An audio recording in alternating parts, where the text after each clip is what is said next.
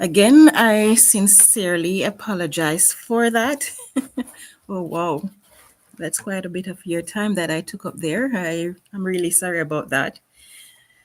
After doing the test to ensure that everything is working properly, I still can't tell you what went wrong because based on the test, everything was going okay. So here we go.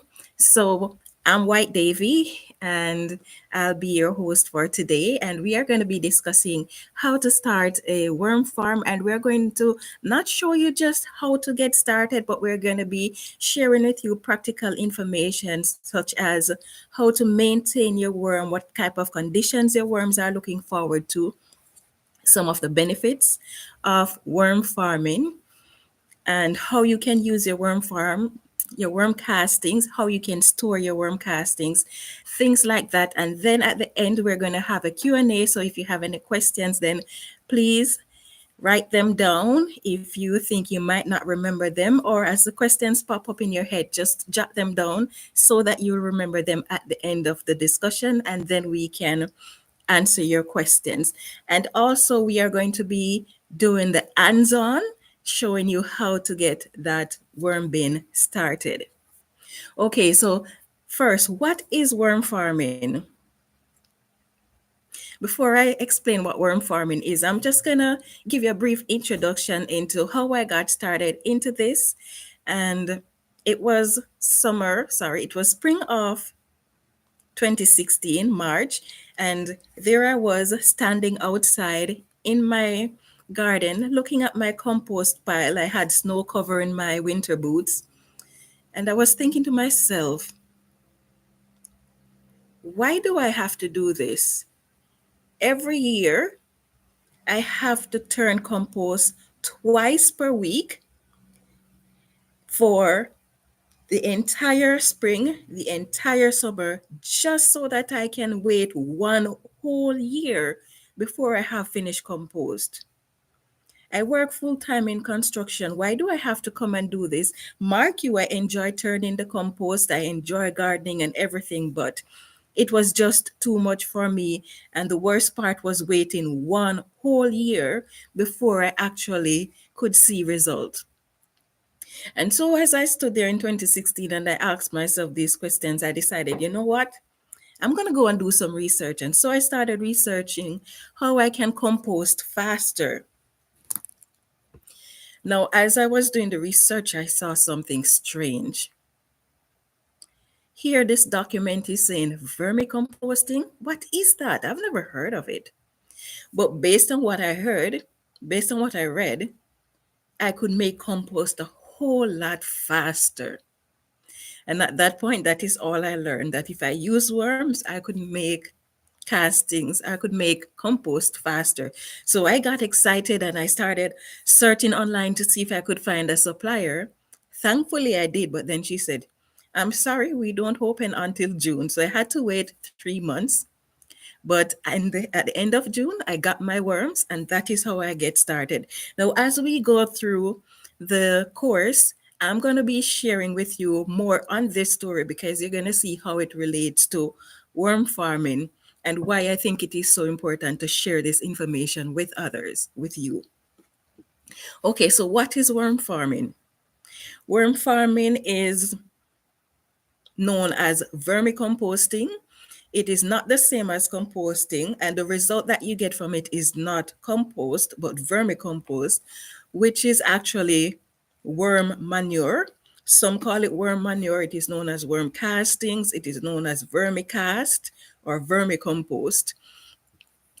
And it is where you feed your food scraps, your garden refuse, your yard waste, so your dried grass clippings, your dried leaves, all of these to your worms. Your worms will consume these matter. They break it down, and as they break it down, then the manure that comes from it, that is worm casting. And that process of taking the garden refuge, the kitchen scraps, and turning it into this beneficial black gold worm castings that you use in your garden, that is worm farming.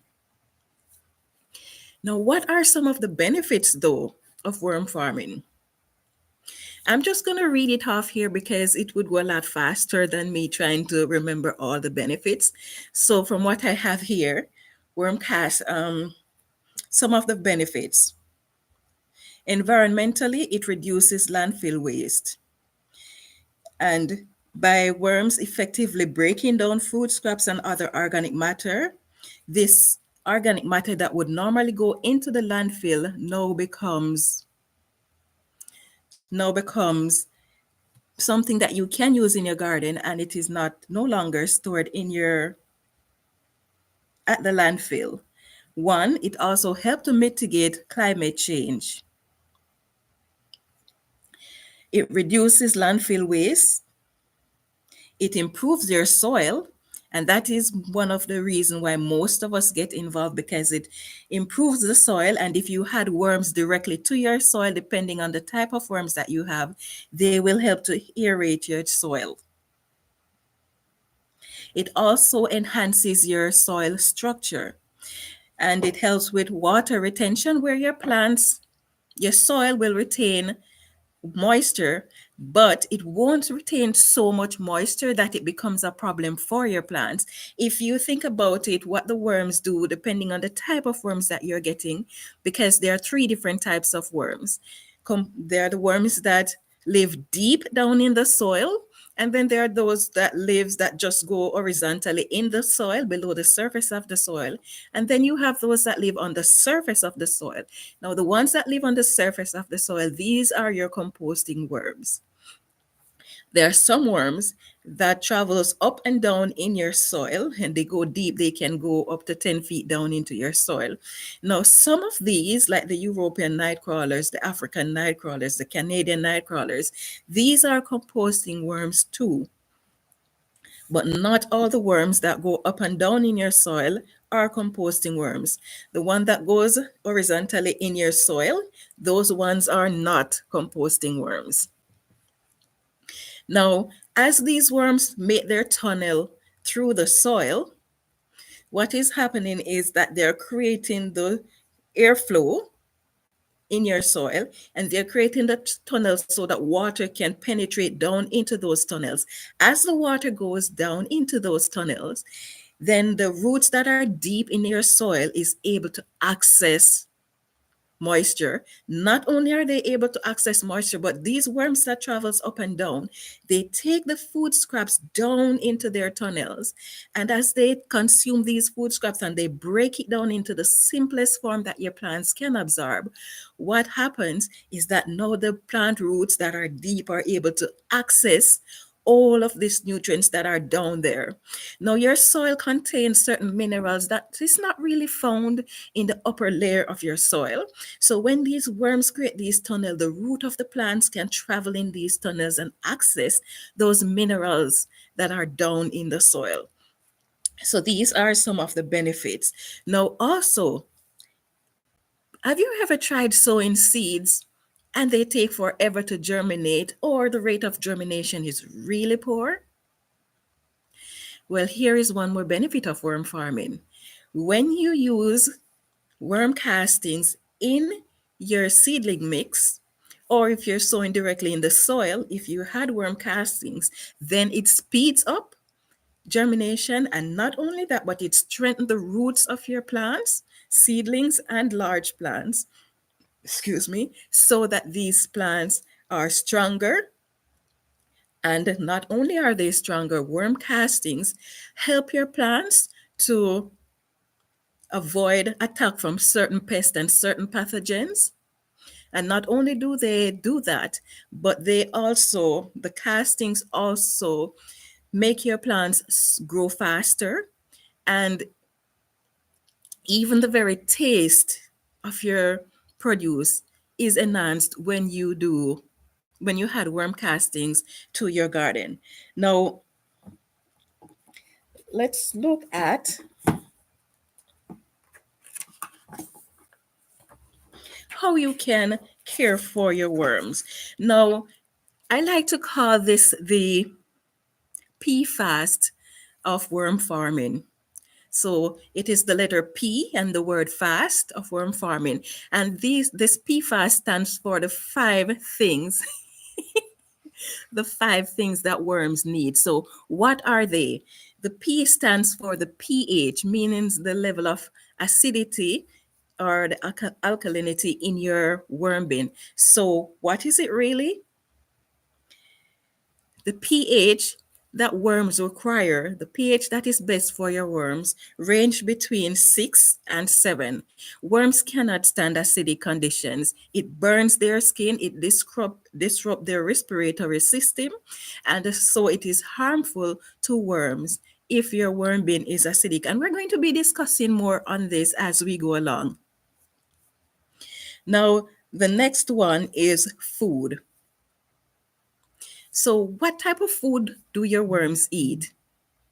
Worms will eat anything that is organic.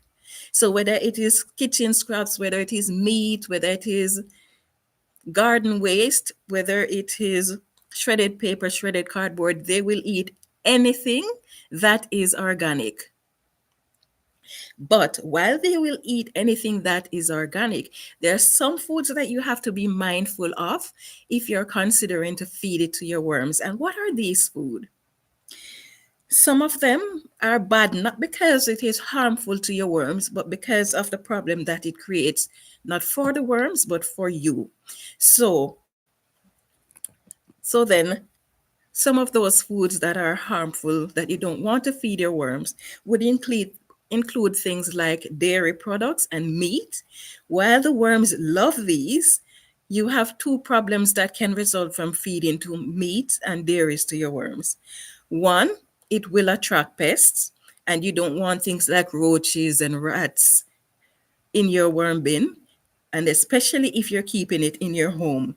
Two, they if the worms cannot process it fast enough, like within a day, what is going to happen is that those foods are going to break down and they're going to get smelly.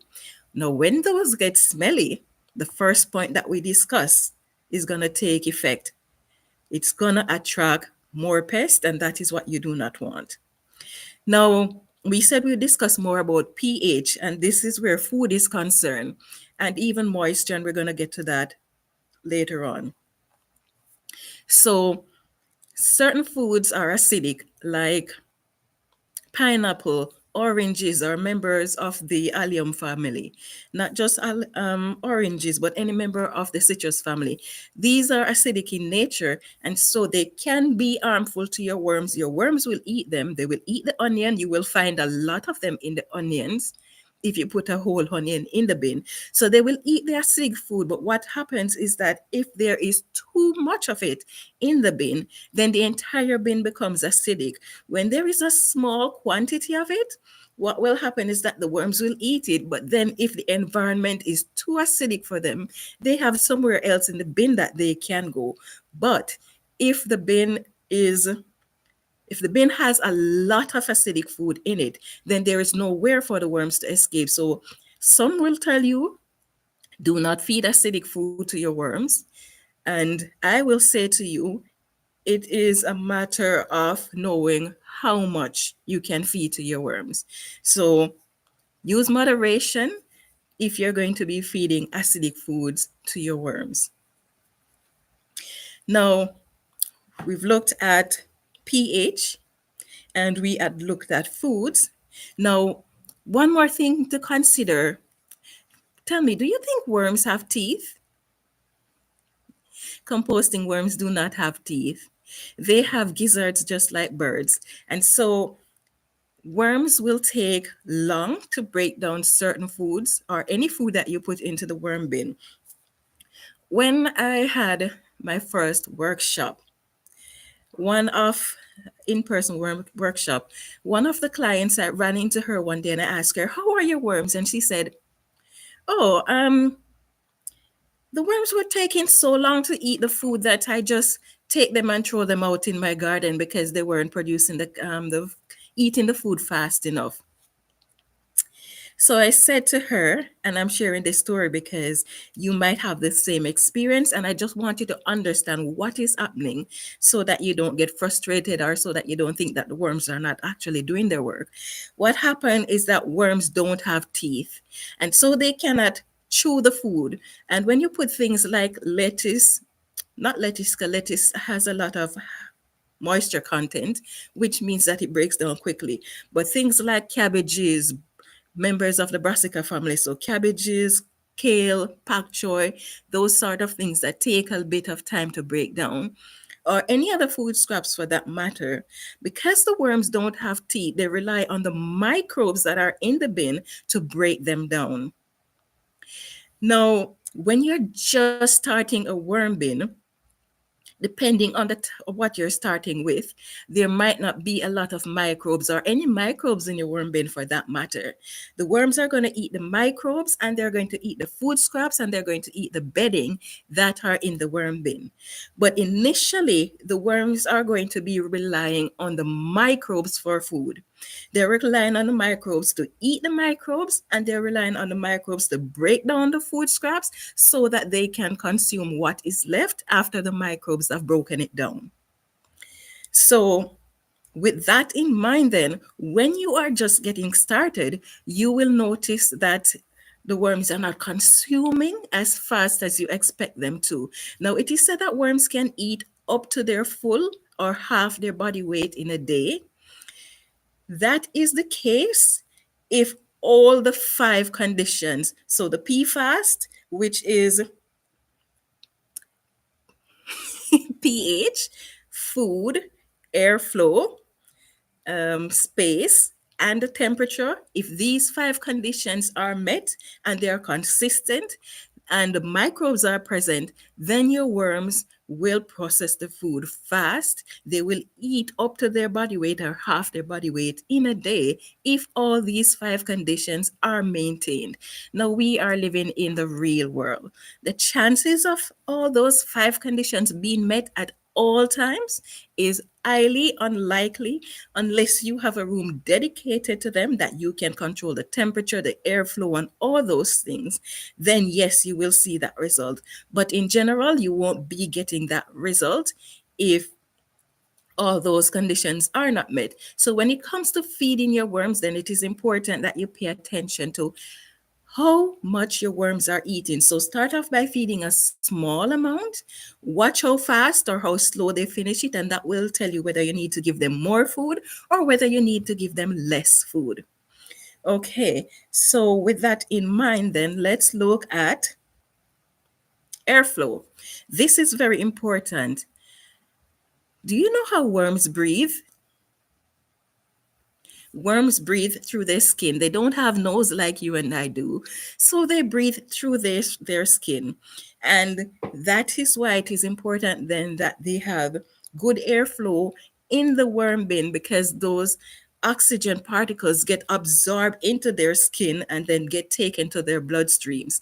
So if the bin is not does not have enough air, then it can be a problem to your worms. And sometimes you will find your worms escaping from the bin because it does not have enough airflow. So when you are maintaining your bin, then it is important that every time that you're looking after your worms, you aerate the bin. So by aerating, it means you go in and you turn the content of the bin, right? It is also important. Now, some of you, when you are worm farming, you are going to be buying worm bins, like those stackable bins, or you might decide that you want to make your own worm bin. If you want to make your own worm bins, it is important that can you see this? Can you see those holes in the bin? So the bin need holes in the side. The bin need holes in the cover. Now you might notice that on mine, I have a screen there, and that is to help reduce the amount of fruit flies or other pests that can get in. Now, if you are going to be making your own worm bin and you intend to put holes in there, some people will tell you they put 5 inch, half-inch holes, but I would say it is best to put quarter-inch holes and smaller in your worm bin as opposed to the larger holes. Why? For pest control. Things like rodents, I know mice can make themselves so small that if the hole is anything larger than quarter inch, they can get into your worm bin. So I say put more holes and make them quarter inch, but don't make them too big. Now, even with the screen on the bin, those mice and other rodents can bite through the screen, especially if the holes is big. When the holes are smaller, it's harder for them to bite through the screen to get to your worms.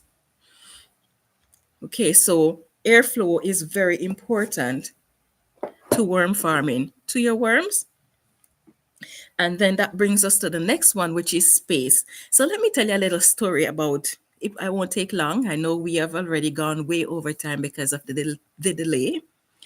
Now, when I first started my worm farm, the lady I got the worms from said, you know, within 3 months, your worms are going to double their population. And I got excited. But then 2.5 months later, I decided I have to harvest these worms because they were in my compost bin outside. Remember that compost bin I mentioned at the start of the discussion? My compost bin is made of pallet. It was 4 feet wide, 4 feet high, 4 feet deep. And it was full when I put the worms in there. Now, when it was time to harvest the worms, did I have double the population? What do you think? No, I didn't have double the population. After harvesting, you want to guess how much I had? 20 pounds of worms in 2.5 months. I was so excited. You can just imagine. I was so excited. So I harvested them, and I was in Saskatchewan, so it was getting cold. It was around September. So I harvested them and I brought them indoors, and I bought two 76-liter totes, and I divide the worms 10 pounds per tote, and I put them in my basement. I was so happy. I took pictures of it. I did a video of it and I showed it to the lady who I bought the worms from. But there is one thing that I didn't know, and that cost me dearly. And I learned my lesson quite well. And that brings us to the next thing that worms require, and that is space. Now, worms require a lot of space. And when the worms don't have enough space, what happens is that your worms are going to try to escape the bin. The adult ones are going to escape the bins and leave the baby ones so that they can thrive. Now, I didn't know that when I harvested my worms. And so, what I did was divide the 20 pounds of worms into two parts, 10 pounds each. There was no bedding in there because I didn't know anything about bedding at that point in time. So there was no bedding in there. There wasn't anything in there more than the worms. And then I put the food that I am feeding them, and that's it. So every time I go in the rooms where the worms are, I would notice that there are quite a few dead worms on the floor. In a few months, that 20 pounds of worms became 4 pounds of worms. I lost 16 pounds of worms just because I didn't know that worms require a lot of space. Now, did I have a lot of space in that bin? Yes, I had enough space that it could maintain those worms. But when you think of space, you might just think about the size of the container that you're using. But it's not just about the size of the container, because if you have a container like this, the worms are going to be only where there is material in the bin. So if I should take out most of this material, the worms are just going to be found with whatever volume of material I have in here. Whereas if I had the more material I have, the more the worms can spread out. The more space worms have, the more they eat, the more they reproduce. Because when worms realize that their space is limited, they're going to slow down their rate of production. Whether it is their reproduction or the rate at which they're eating, they're going to slow down to control their population. So, and that is the same for food as well. If they don't have enough food, they are going to be reducing the rate at which they reproduce.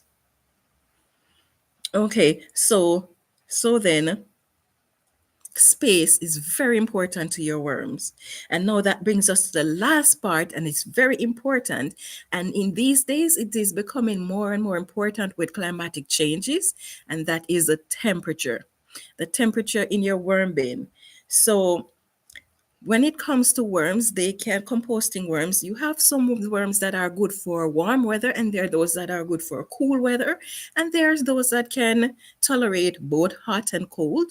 So the worms that can tolerate heat would be your Indiana blue worms and your African night crawlers.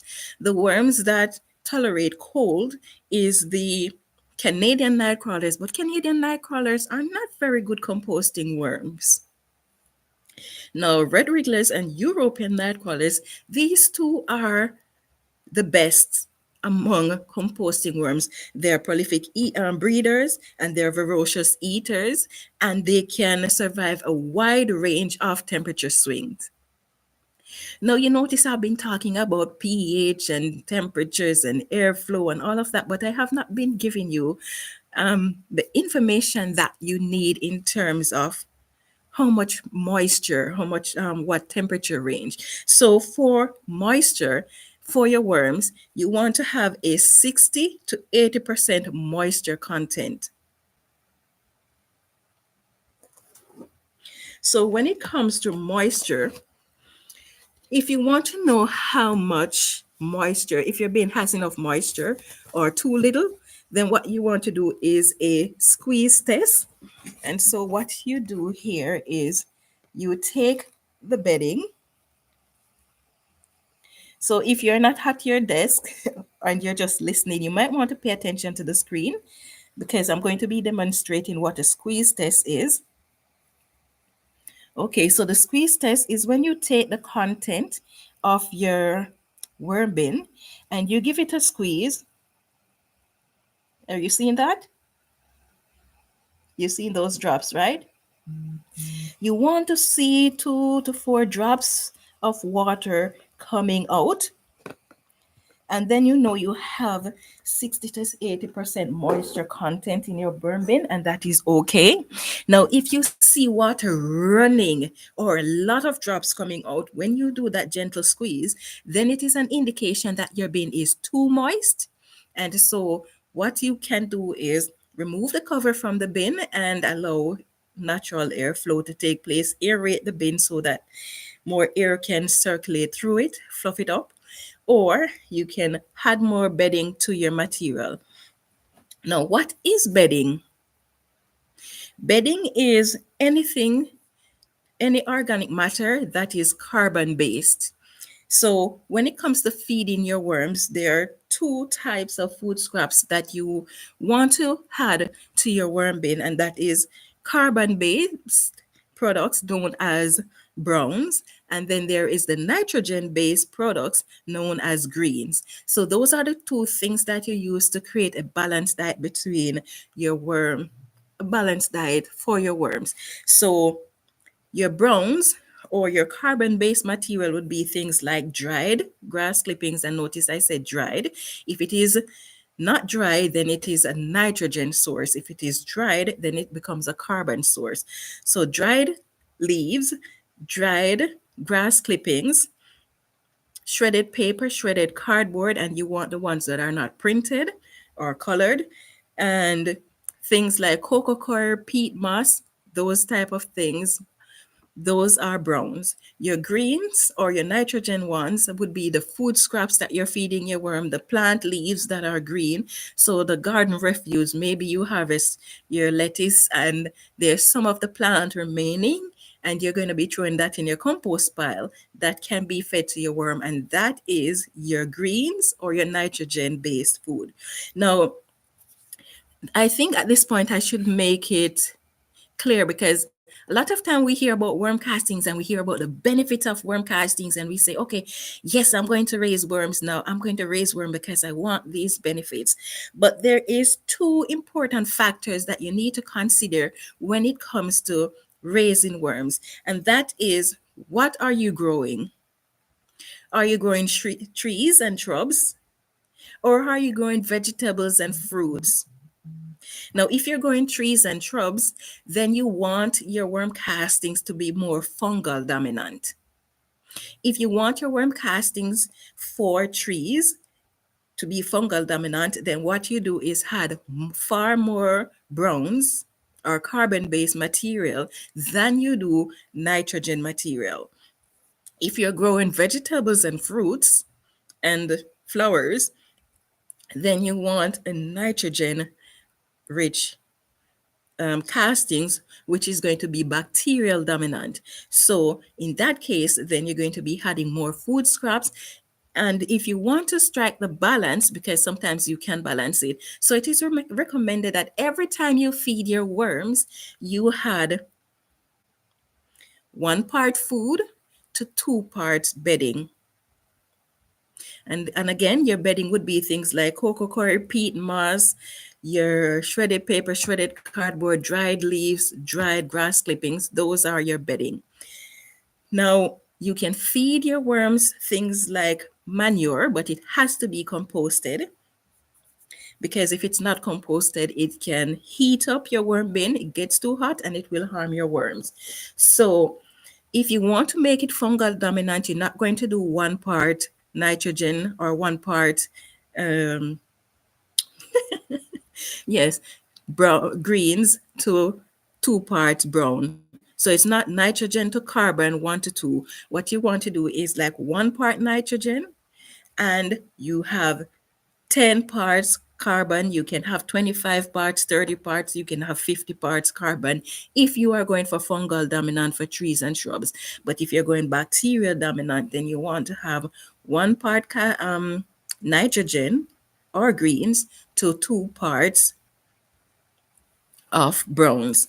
Okay, so now that we have looked at that, are you ready, guys? Are you ready to start that worm bin? For those of you who actually signed up for the course, you would have gotten a list of things that you would need to get to start that hands-on practice of starting your worm bin. So let's get into that. Just got to move this out of the way a bit. Okay, here we go. So we are going to be starting a worm bin. So in here we have the small bin, and we already have some shredded paper. And what you're going to be doing is you're going to take your shredded cardboard or whatever type of bedding you decide you want to use, and you're going to pour water on it in a container, not in the one you're going to be using for the worm bin. And when you have done that, you're going to allow it to soak for a bit, and then you're going to take the material and you're going to squeeze out the liquid. Now, if you're using things like cocoa coir or peat moss, those have small particles. So taking it up like this and squeezing it out might not work for you because the particles are small. So in that case, you could get an old t-shirt or something, put the bedding in there and wring it out until you have the consistency where you're only seeing 2 to 3 drops, maybe 4 drops coming out. Okay, so once you have done that, what you want to do is, if you are starting the worm bin for the first time and you're using things like the shredded cardboard that doesn't have any microbes or anything in there, inoculating your bin is a good practice. And when I say inoculate your bin, what it means is that you get the bin, you moisten the bedding, and you allow it to sit for a week or two so that the microbe populations can start growing in there before you add your worms. Now, you can always add your worms immediately, it won't do them any harm. But if you know you're going to be purchasing worms, then starting the bin, no food scraps, just the bedding, moisten and allow it to sit for a while. If you have things, you can add a tablespoon of soil. If you have compost, you can add a little compost. If you have anything that has microbes in it, you can add a bit of that to it, because that is going to speed up the growth of the microbe population, so that when the worms are placed in there, they have food to eat right away that is readily available. So once you have done this, are you there yet? Have you moistened your bedding and add it to your bin yet? Okay, the next step then is to add your worms. Make sure you do that squeeze test to ensure that you see 2 to 3 drops coming out, but not running. If it is runny, then it means you need to add more bedding, and the bedding will absorb the extra moisture. So next is to add your worms. Now, I mentioned feeding acidic food to your worms, and oranges, members of the citrus family, are acidic. This part of the orange, however, that doesn't have the skin on it, nor the fleshy part of the orange, the juicy part of the orange. This is okay for your worms. You can feed any amount of this part to your worms. Now, this takes quite a bit of time to break down. Now, the other thing too that I should have mentioned is that if you want to speed up the process, especially when you're just starting the worm bin and you know that the food is firm and it is hard for the worms to break down, and you don't want to wait for the worms to take long to process it. Take the food scraps that you intend to feed them initially, put it in your freezer, freeze it, and then thaw it out. Once you do that, it will rupture the cells of the food scraps, making it soft and easy for the worms to consume. So here we have some European night crawlers. Look at these babies. And you just simply rest them on the surface of the bin. As you rest them on the surface of the bin, they don't like light, and so they are going to try to go down. European night crawlers are finicky worms, though. They don't like to be disturbed. And so what happens is some of them will try to escape. And when you get worms, when you purchase worms and they're in a new environment for the first time, they will move about quite a bit, and they will try to, sometimes they will try to escape the bins, other times they are quite fine. Now, if your bin is damp or sweaty on the sides or the cover, you will notice that there are worms on it, because wherever moisture is, worms are going to be there. So if you see just a few worms on the side of your bin or on the cover of your bin, it is no problem. If you see a mass exodus of worms, though, then you need to be concerned, because it means that there is something wrong with your bin. Now, starting a worm bin is as simple as this. You saw that? Just had the bedding, and if you want to wait a week or two to inoculate, then fine. And then you just simply had your worms. So starting a worm bin, there's nothing complicated about it. The important part is the maintenance. So you want to avoid things. There are common mistakes that worm farmers make, especially when they're just getting started. And some of that common mistake is to make their bins too wet or too dry.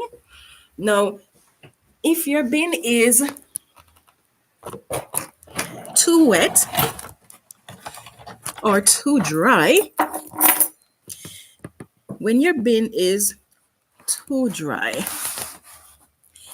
the worms cannot breathe. So we mentioned that they need moisture, but the moisture that the worms get is also, they are able to absorb it through their skin if their skin is moist. If their skin is dry, they cannot absorb it. And so what that is going to do is restrict the amount of airflow that these worms can get, and that will result in them dying, and you don't want that. So if your bin is too dry, add enough moisture. If Add more moisture. If it is too wet, then add more shredded cardboard, open the bin, put a fan in the room, but not directly on the bin, because you don't want that fast drying that could be harmful to your worms as well. So put a fan to circulate in the room, but not directly on your worms. So that is what you do if your bin is too wet. Or you can take the content of the bin, spread it out into a larger bin, and allow it to be there for a while until you see the moisture level normalized. Now, next issue that you young ones or new worm farmers tend to have is overfeeding their worms. You know, you are happy you are producing all of these food scraps and you just want to see the worms eating it up and turning it into castings. And so you just, every time you have food scraps, you go in there and you feed the worms. But worms can only eat so much at a time. And if you overfeed them, the problems that you're going to have is because they cannot eat the food fast enough, then one, it's going to become anaerobic. And if it becomes anaerobic and smelly in the bin, it means that your bin is going to become acidic, which, as we discussed before, is harmful to the worms. So then you don't want that to happen. So try not to overfeed them again. You feed a small amount. You watch how long it take. Did it take them a day? Did it take them a week? Did it take them more than a week to eat it? If they're taking more than a week to eat the food scraps you give them, it means you're feeding them too much. So monitor how much they eat and then either increase or decrease based on their rate of consumption. Now, another concern that people have is that they tend to forget about their worms. When you're just getting started, it is something new to you and you have a busy schedule. And so it's not easy to remember about your worms. In that case, what you can do is you go in your kitchen every day or you go to the washroom every day, right? So just put a little sign somewhere where you know you have to go multiple times for the day.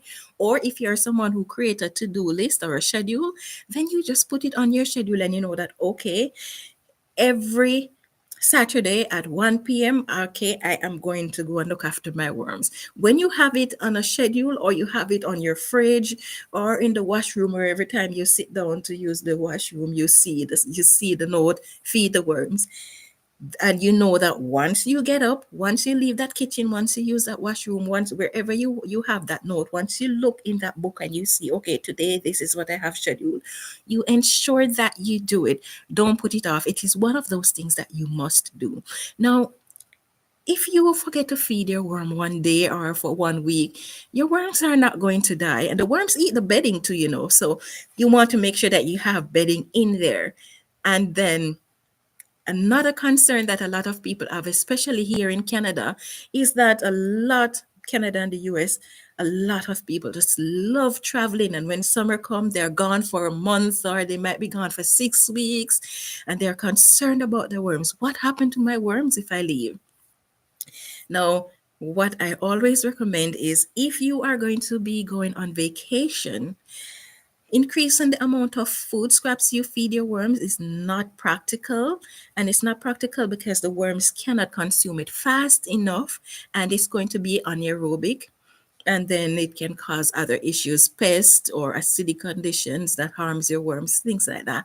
But what you can do is add more bedding, because you see your bedding is not something that is going to be smelly and attracting rodents and stuff like that. So add more bedding, any amount of bedding you can add. If you know you're going to be gone for a very long time, add more bedding, top up the bed, and a little bit more moisture than you would normally add to your worm bin.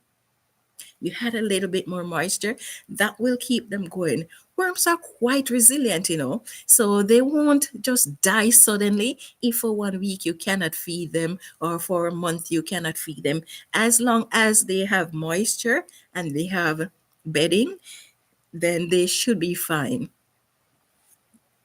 Okay, so don't hold back from going on your vacation, or don't hold back from starting that worm bin because you go on vacation. And now, if you're someone who goes on vacation like quite frequently, maybe 5, 6, 7 times for the month, sorry, not the month, but the year, then you might want to think seriously about worm farming, because These conditions, when you go on vacation, it can add a little stress to your worms if you are there for too long.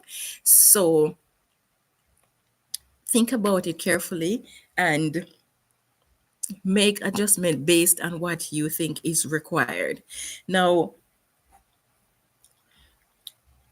in your worm bin, there are certain things that people get concerned about. Sometimes you need to be, sometimes you don't need to be. So you'll find insects in your worm bin. That is commonplace. There's nothing you can do about that. As long as you have a worm bin, there are going to be insects in there. There are good insects that are beneficial and there are bad ones. Now, some of the good ones would be things like centipedes or potworms, and a lot of people see potworms in their bin. I'm one of them. When I, the first year that I had my, when I started worm farming, I was so happy. I was harvesting the castings, the first harvest. And believe me, I am not kidding you when I said I had 2 pounds of baby worms. I was so excited. I took a video of it and I'm like, oh, look at all these babies. But guess what? They were not baby worms at all. They were pot worms. So a lot of you, when you get started, you might see these guys and you might think to yourself, okay, yes, here the worms are reproducing. Here's a lot of babies. But the difference, how you identify baby composting worms from pot worms, is that pot worms are white. They're slender, all a little bit thicker than thread, and they're usually about half to 3/4 inch in length. They don't go taller than that. The baby composting worms, however, these ones are pinkish in color. After the first 8 hours after their cocoons hatch, they will gain their rightful color, but they're usually pinkish in nature. So if you see white and you see pink baby worms, the white ones are pot worms. They are not harmful to your worm bin. They are composting worms. They're composters. Now, why can it be a concern though if you do see a lot of potworms? If you see a few potworms in your bin, it is okay. Now, when you see a lot of potworms in your bin, it indicates one of two things or both. One, your bin is acidic because potworms thrive in acidic condition, or your bin is too moist and they thrive when there's a lot of moisture. So if that is the case, then what you can do if you see a lot of them is to dry out your bin and to add things like garden lime or diatomaceous earth or crushed eggshell. Now, as we mentioned crushed eggshell, and I mentioned before that your worms do not have teeth, one of the ways that you can help your worms to digest their food faster so that they can keep eating is by adding grit to your worm bin. So grit like crushed eggshell or crushed isosshell can be added, just a small sprinkle of it. Now, coffee grounds can also be added to your worm bin, but in small amount because it is rich in nitrogen and it can harm your worms if you put too much in there and the bin heats up. Now, mites. There are some mites that are, all mites are composters, but most of the mites that you see in your worm bin, you will see white, and you will see two different type of white mites. There's one that moves fast and there's one that looks like eggs, like tiny little eggs, and they don't seem to be moving, but they are moving. Now, if you see mites in your worm bin, there's also brown mites and there are red mites. If you see brown or any of the white mites in your worm bin, that is okay. Now, they like similar condition to the potworm. So if you see a large population of them, then it means that your worm bin is too moist or too acidic. And the steps that I mentioned for the potworms, you'd use the same steps to control the mites. Or you can take a piece of bread, soak it in milk, put it on the surface of the bin on top of the bedding, and the mites and the potworms will go on it. You take that out, you throw it out, and you repeat the process until you're satisfied with the amount of mites or potworms that remain in the bin. Now, if you see red mites, in your bin, then you need to be concerned because they bite your worms and they bite you too. And those little buggers, they're so fast. Oh my gosh, you will look and you see them on crawling on the sides of your bin. And by the time you dip your hand in the bin, you start to feel things crawling up and biting you all over. They are very fast and they're annoying. So if you find that you have red mites, you might want to get rid of them as quickly as possible or at least control the population. Now, these things are hard to get rid of. And it does not take much. I don't know where they come from because even if you don't use yard debris, once the condition in your bin is too acidic or too wet, they just appear out of nowhere. Okay, so that takes care of that. Now, some of the harmful things, you don't want mice or rodents of any sort in your worm bin because they will eat your worms. You don't want roaches in there because they will spread to your property and inside your homes and things like that. And centipede. Now, millipedes in your worm bin are fine. They don't harm your worms, but centipedes will eat your worms. So if you have centipedes, then you need to find some way to get rid of them, restart the bin if you have to. And slugs and snails, while they don't harm your worms, they compete for the food and they will lay their eggs in your castings. And when you put the castings in your garden, it becomes a problem because they decimate your garden. So, for that reason, snails and slugs you do not want in your worm bin. These are just some of the most common pests. Some people have problems with lizard going in their worm bins and eating the worms. Now, I don't live where there are lizards, so I couldn't tell you how to deal with that. But if you see a lizard in your worm bin, you need to get rid of it quickly. Okay.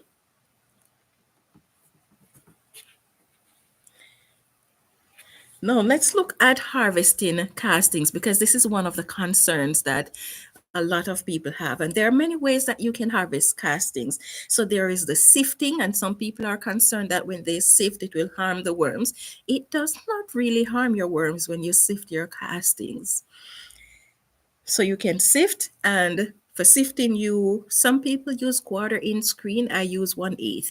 I don't use the quarter inch screen because some of the unprocessed material will make it through the screen if I use the quarter inch.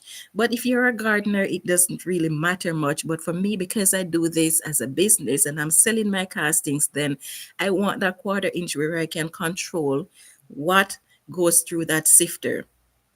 Now, when you have sifted your worms, no matter how good you are at sifting or what method you had, you're going to have cocoons and you're going to have worms, especially baby ones that make it through the sifter. That is okay.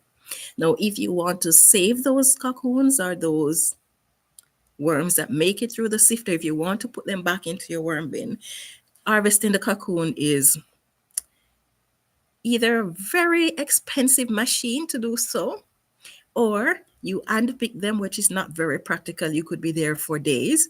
So, what is recommended is that you get a cup with holes in the bottom and the sides, and you put food scraps and bedding in that cup, and you just feed in the cup, put it in the harvested castings, and the worms will go in there and the cocoons will hatch and go to wherever the food and the moisture is.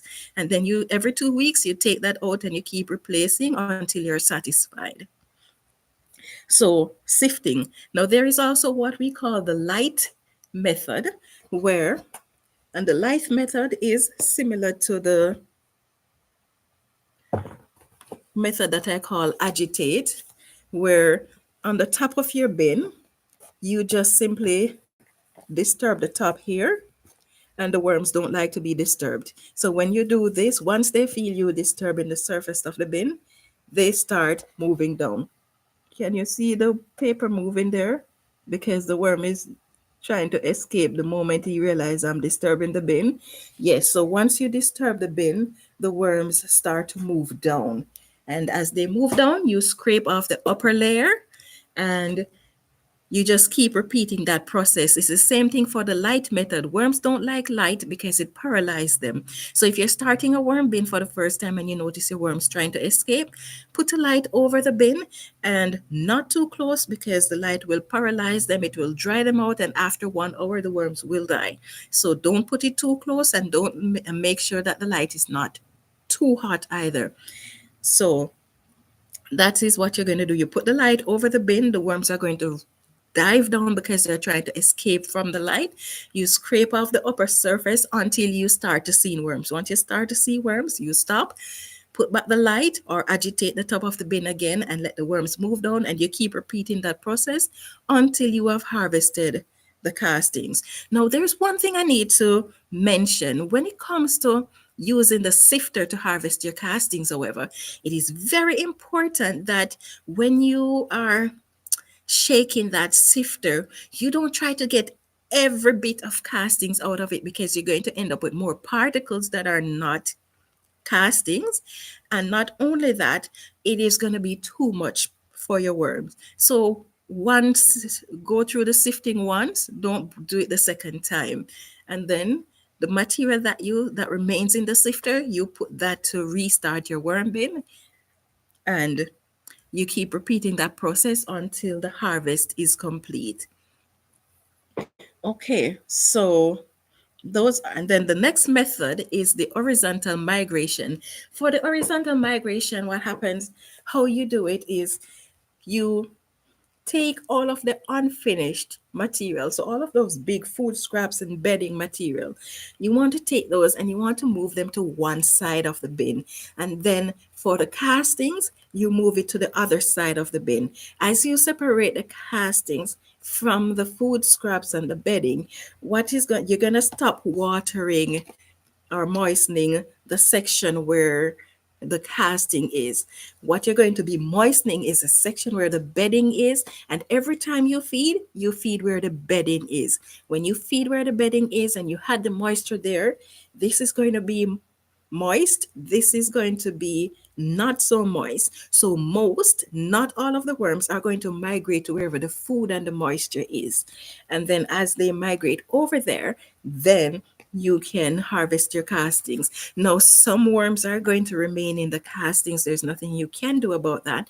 You can either unpick them or sift them out if you want to, but there will always be worms and cocoons in the castings that you have harvested. So that is okay. And then whatever material is left, the unprocessed material, you use that to restart your bin.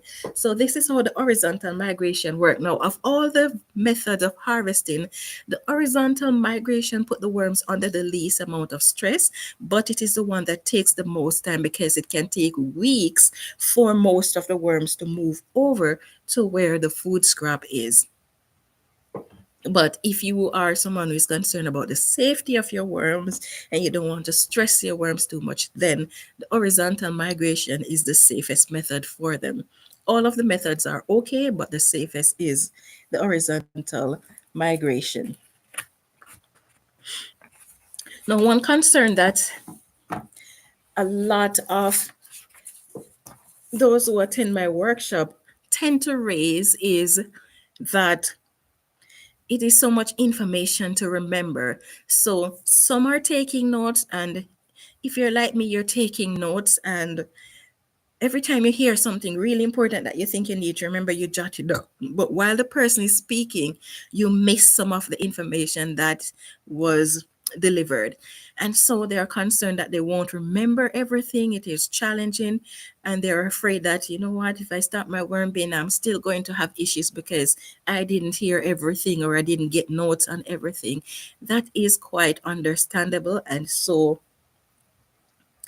if that is the case, or if you're going along in your worm farming journey and you find that you're having difficulty with it, there are questions, there are issues that arise that you weren't anticipating, you don't know how to deal with, then I have a community where we teach more about worm farming and gardening. We guide you along the week. Every week we have discussion, we have courses, we have a monthly live discussion to help you to become more proficient at gardening, more proficient at worm farming. So I'm going to be leaving a link for you in the description that you can use to join this community so that you can reap the benefits of both gardening and worm farming. Now, this is one of the only communities that you can find where it combines gardening and worm farming. And this community, what I like about it is that not only does it combine gardening and worm farming,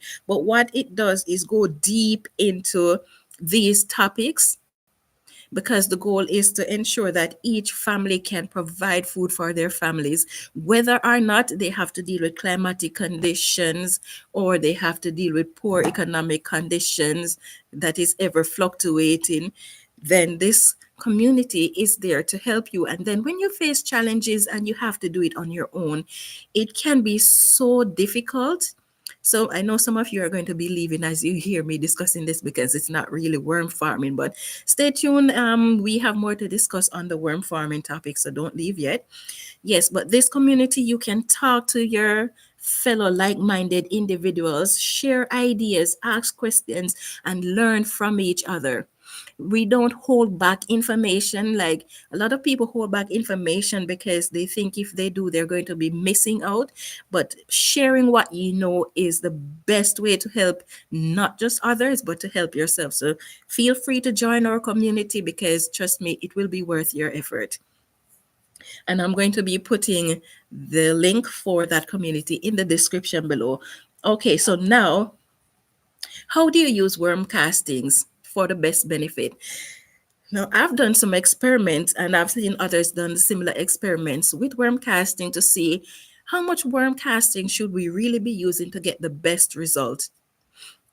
So, based on the experiment, we have used 5% worm casting to soil. So, for example, say you're starting a container garden and you know that you're going to be using 4-part soil. You want to have 1 part castings, 4-part soil, and that would be 20% worm castings. And when you have 20% worm casting, that is where you get the best results. So 1 part castings, 4-part soil. That gives you the best result. Now, I know worm casting is very expensive, which is why you're here too, because if you start your home worm farm, you don't have to buy castings. You might have to buy casting within the first year or the first 6 months of you starting a worm farm. But after that, oh, look at you just flying, producing all that castings, and your plants, your garden is doing so well, and you don't have to pay the expensive because worm casting is expensive. So I know that 20% worm castings is not easy to come by. But if you don't have 20% worm casting, you can still add the whatever amount you have to your garden because your garden is still going to be benefiting. Because one of the ways that worm castings benefit your garden is that worm casting is not focused on nitrogen and phosphorus and potassium like regular fertilizer. And because of that, it is not recognized legally as a fertilizer, but as a supplement. But that is only on a commercial level. It is that is created out of the greedy commercial system. Because if you go online or in the dictionary and you look up the meaning of fertilizer, it means anything that helps plants to grow, right? So when you use worm casting, it is helping your plants to absorb the nutrients and grow. So really it is a fertilizer, but because it is not something that is manufactured by mankind and they can't put a patent on it and they can't commercialize it in the same way that they would with man-made fertilizer, and so they do not list it as a fertilizer, which is pitiful. But anyway, worm casting works because what it does, it contains nutrients, it contains NPK in very small amount, depending on what stage you harvest it at. So for example, if you are worm farming and you harvest your castings before it is fully ready to be harvested, what you're going to have is compost and casting combined. There you have your fertilizer. If you if you harvest it when it is castings, mostly castings, then it will have a small amount of NPK, but it will have minerals and other nutrients that your plants need. And in addition to that, because it is so loaded with microbes, 1 tablespoon of worm casting have millions of microbes. What the microbes do is that they break down the food scraps, the nutrients in the soil, into the simplest form that the plants can absorb.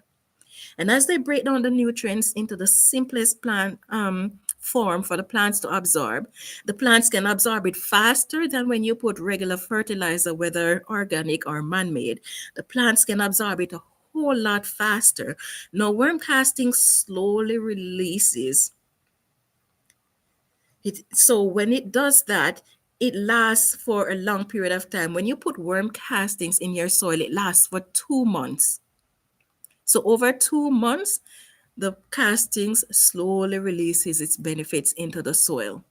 Now, one other way that you can use worm castings apart from directly using the worm casting is to make worm tea. Now, when you make a worm tea, the advantage of it is that the nutrients and the microbes are readily available in the tea. You can use it as to water your plant, or you can use it as a foliar spray. So if you have pests like aphids and whiteflies and mites, you make your worm tea and you spray your plants as a foliar spray, and that will help to control these. Or if you have certain plant pathogens like fusariums and those, then you can use that to spray the plants as well. Now, when you're using worm castings in your soil, now some people might say, okay, how do I measure 20% when I'm planting in a raised bed or in the ground and not in container? It's simple. Most of the plants that you grow will be grown in 6 to 10 to 12 inches of soil. If you know that you're planting in, say, 12 inches of soil or 10 inches of soil, what you want is to divide the number of inches into 5 parts. 4 parts of it is going to be soil and 1 part of it is going to be castings. So if you're planting in 10 inches of soil then and you divide it by 5, it means that 2 inches of your soil, you should add 2 inches of worm casting to the soil and mix it into the surface of the soil. Now, some people top dress with worm castings. I say don't. And if you're going to be top dressing with worm castings, it is important that you, the first 2 inches of the soil at least, or 3 inches of the soil, you mix it into the soil. Why is that so important? Because your soil, the worm castings, is only viable if it is moist. Just like the worms need moisture, your castings need moisture because the microbes require air and moisture, just like your worm. Less amount of moisture, but they still require moisture and air. So, what you want to do then is make sure that your castings stay moist. If you put it on the surface of the soil, where is the first part of your garden that dries out? The surface of the soil, right? So in that case, then what you want to do is mix it into the top few inches of your soil so that it is in among the dirt and other material that you have there so that it does not dry out quickly. Now, when you're planting, you and each if you're transplanting, as you dig your holes, you can add your worm castings to it, or before you plant, you can, if you till your soil, you can just mix till it into the soil, or again, you can top dress using the method I just mentioned. So those are some of the ways that you apply worm castings. Okay, so now we have come to the end of the discussion, and you guys might have questions.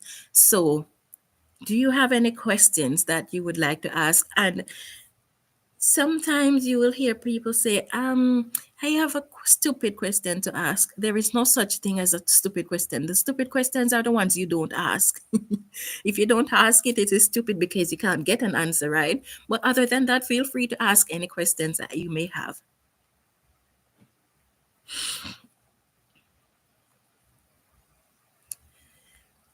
Yes. Okay, so while I wait for your questions, I'm just going to share a little bit more on why I think it is so important to share my knowledge and experience of worm castings. And I'm just going to tell you in the form of a story of my experience. So, remember how I told you that why I got started in worm farming was because it was taking too long for the compost to be ready. I had to wait 1 year, and for all of the warmer months, I had to be turning compost twice per week, every single week. Frustrating and tiring. I liked doing it, but I was too tired after working full time to be doing that every twice per week. So anyway, 1 year as I was looking after my garden, I started to notice little creatures in my garden that I've never seen before. I was wondering, what are these creatures? They look like little flies, and they have some form of metallic color to them, but I've never seen them before. But I don't like to kill things if I don't have a good reason to do so. And so I decided I was going to just let them stay. And after a while, I decided, you know what, I need to find out what these creatures are, especially since I started to notice I was observing them for a few weeks and I saw nothing happening. So I figured they were okay. But as time goes by, I noticed that the leaves of my plants start to curl down and the plants are not growing as much as they should. And I'm questioning what's happening here. But the only thing that was different in my garden was the presence of these creatures. So after doing some research, I found out that they were leaf hoppers. And by the time I realized that most of my plants were already damaged. And so after doing my research, I found out that once you have leaf hoppers damaging your plants are going to be stunted. They can produce, but if they produce, the even what they produce are going to be stunted as well.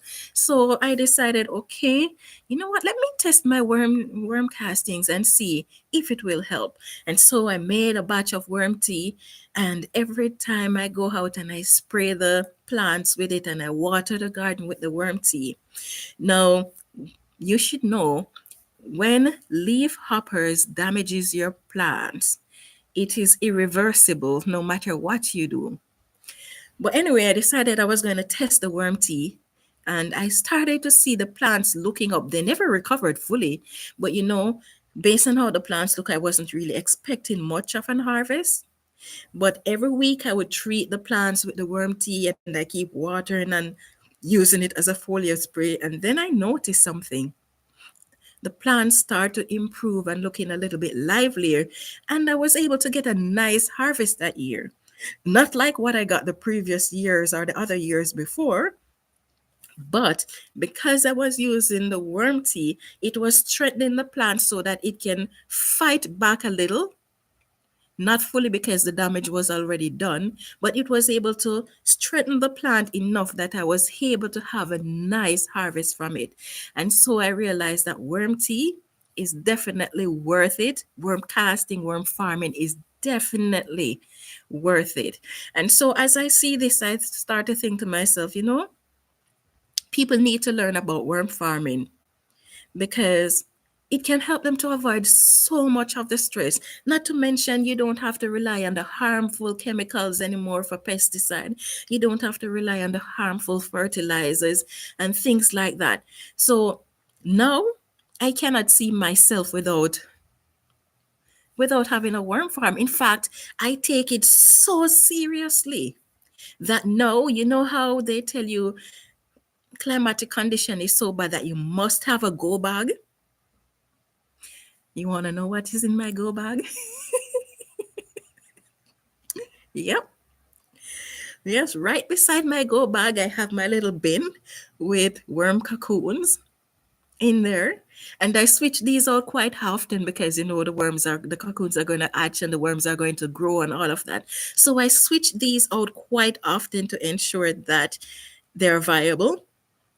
But I have them there because I can't see myself after all that benefit, all that worm castings and worm farming has done for me. I cannot see myself without worms. So when I have my go bags right there beside my go bag, there is a container with a few worms and worm cocoons in there just to ensure that wherever I go, I have my worms there with me and I don't have to start entirely from scratch. Because let's face it, true worm farming has become a lot more popular. In my day, in 2016, when I first started, I searched for information on worm farming so often, and there was hardly any information to be found. Hardly any information. And when you find information, it's usually people just showing their worm farm, but not really teaching you anything. It's like people were hoarding the information for themselves. And so I started sharing what I'm learning about my worms. I started doing experiments with my worms. And now more and more people are sharing their information too, and it is becoming a big thing. More and more people are learning about worm farming, but you know what, there are still so many people who don't know. They don't know about worm farming. Some don't even know what worm casting is, and don't know about the benefits of it. And if we would only just spend the time to share what we know, so many people could have so much better results. And you know, when you hoard information like these, it's not hurting just those you're holding it back from. You're hurting yourself as well. Why would I say that? Think about this. One of the benefits of worm casting is that it reduces waste at the landfill. It reduces our dependence on chemical pesticides and herbicides and fertilizers, doesn't it? Now, if you hold back the information that you have from people because you don't want to share it, you don't want them to be on the same level as you don't want them to reap the same benefit as you. If your neighbor beside you there is using chemical fertilizers and you are not, can you say you're growing organic food? Absolutely not, because whatever is on your neighbor's property, it is leaching onto your property. Every time more food goes to the landfill, it is creating a worse environment for you and your family. So therefore we can't hold back information. When we hold back information, we are hurting ourselves. And that is why I created this group, this community that I'm encouraging you to join, where we share information, because we want everybody to be able to grow their own food. We want people to be happy, because when people are happy, they make you happy. When people are happy, they share. When people are happy, there are less theft, less crime and violence, because their needs are being met. Most people are mean and criminals because their needs are not being met and they're not content. So when we do whatever we can to help those around us to reach, to fulfill their needs, then that helps them and it helps us. So that is why I create this community, because not only will I be sharing what I'm learning, my experiences, or but also when I'm going to be walking you through step by step. So for example, if you start your worm bin and you did the course and you don't remember what to do, or you come upon a new situation that you have never dealt with before and you don't know how to handle it, I will have live presentation where I'm showing you the steps. So say for example, this week you decided, okay, I'm going to buy one of White Davy's Eco Farmer worm bin and get started, but I don't know the steps. You can come into this community. There will be resources there. Some will be live, some won't be live. They will be in the video format, but you can come and you can find the resources. And if you have questions, you can ask your question. And if you join my community, please do not bash someone for their questions. We are not here to bash others. We're here to help each other grow. That is our purpose. That is the only reason why WD Worms and Garden exist, so that we can all thrive together. There's no other reason. If it's not serving that purpose, I might as well terminate it. So if you join my community, please do not bash anyone. Anyone found guilty of bashing others for their questions or their comments, you can't stay in the community. I'm sorry. So we are going to ensure that step by step you get the information that you need to ensure that you can succeed in your gardening and your worm farming endeavors. So I'm going to be leaving the link down in the description, and you can sign up and become a part of this community. And we look forward to having you. Now, if you have any questions, I'm still looking for those questions, but I guess you guys don't have any questions. Okay, that is fine. So, guys, I apologize again that we had such a late start because of technical difficulties. A lot of you had to leave because we have gone over the allotted time because of the late start, but we are so thankful that you were able to join us. If you have any question, please feel free to reach out to me and I'll be happy to answer your questions. So thank you again for being here. Thank you for your patience and I hope you will have yourself a wonderful day. Now I am going to be adding the link for our community to the chat.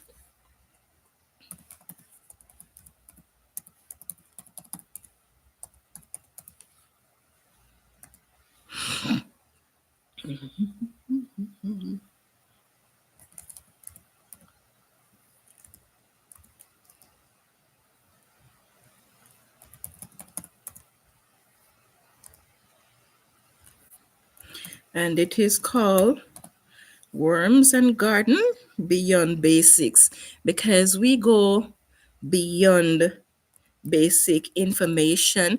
Now, this community is fairly new, so there isn't a lot of content yet, but each week we'll be adding all sorts of content, whether in the form of post, video.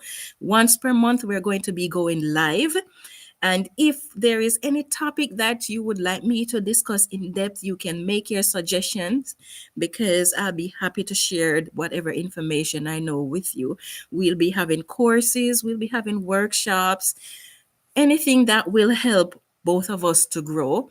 I will be sharing. So feel free to join the community and I look forward to welcoming you to the WD Worms and Garden family. Okay, let's see. Do I have that right there?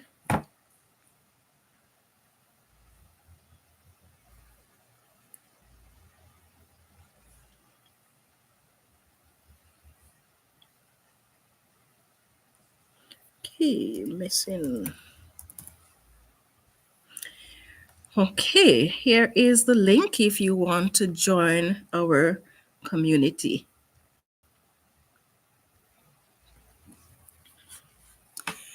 Okay, so still no questions, right? Oh, Healthy, you said you like the content on your message. Okay, thank you very much, Healthy. So thank you guys for being here, and I hope to see you soon.